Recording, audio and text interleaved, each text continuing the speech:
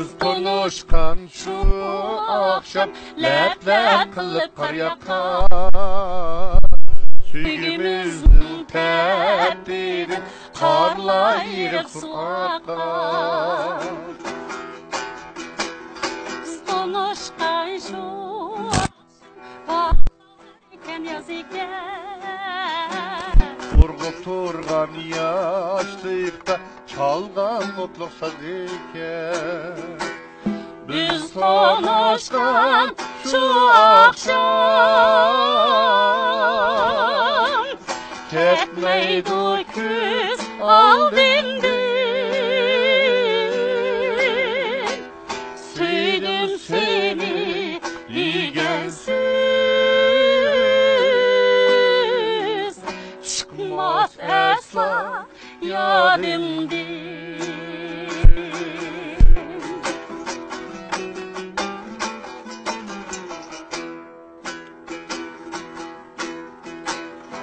Konuşkan şu akşam gelmez olup kettim Aylar öttü, yıl öttü, ahuzarım yetti. Biz konuşkan şu akşam sen mi kettin ben kettim. Görüşemiz kayda dep ümitlerin kül çekti. Biz konuşkan şu akşam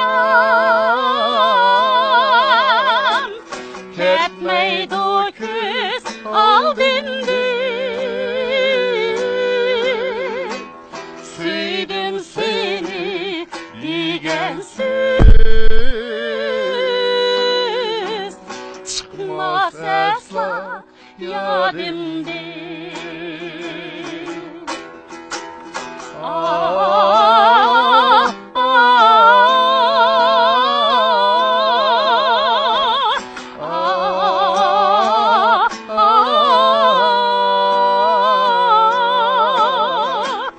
Süydüm seni ligensiz Çıkmaz esla yadimdin Çıkmaz esla yadim